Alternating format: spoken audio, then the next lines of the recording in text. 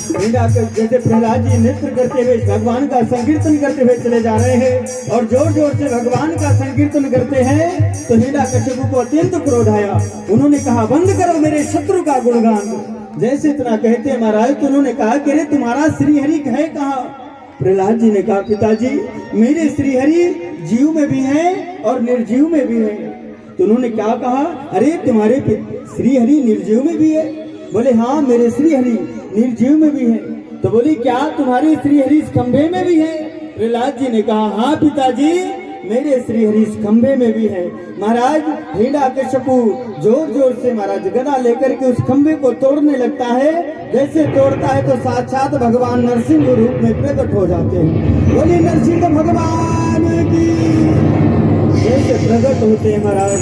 और नरसिंह भगवान का युद्ध और हिरण्यकश्यप का युद्ध भयंकर चलता है। अत्यंत क्रोध में भगवान, इतना क्रोध में है भगवान कि भगवान का क्रोध नहीं शांत हो रहा। महाराज दोनों का भयंकर युद्ध होता है और जैसे भयंकर दोनों का युद्ध चलता है नरसिंह भगवान का युद्ध होता है। बोली नरसिंह भगवान की।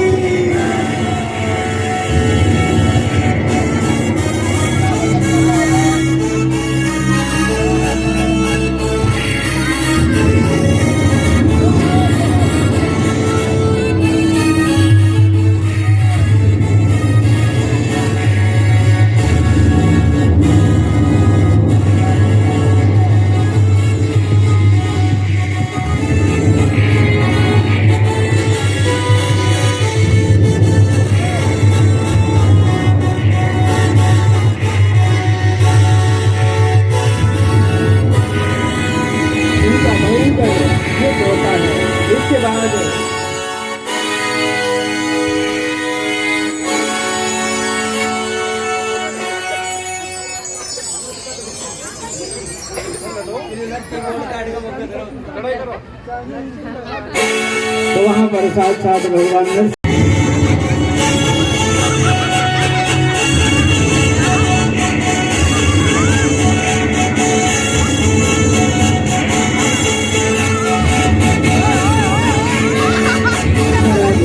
भगवान अत्यंत क्रोध में और जैसे भगवान को अत्यंत क्रोध में आए इसके बाद महाराज हिरण्यकश्यप को परास्त कर देते हैं। और जैसे हिरण्यकश्यप परास्त हो जाता है महाराज तो भगवान ने कहा, अकेले हिरण्यकश्यप तुझे वरदान मिला है कि ब्रह्मा की बनाई हुई सृष्टि से न मरूं। तो बोले मैं ब्रह्मा की बनाई हुई सृष्टि में नहीं आता। और हाँ तुझे वरदान मिला है कि 12 महीने में किसी महीने में न मरूं, ये पुरुषोत्तम माँ है। और हाँ तुझे वरदान मिला है कि ना घर में मरूं ना बाहर। तो आज मैं धूली पर मार बैठ करके तेरी हत्या करूंगा। और तुझे वरदान मिला है ना सुबह मरूं ना शाम को, ना सुबह मरूं ना रात को।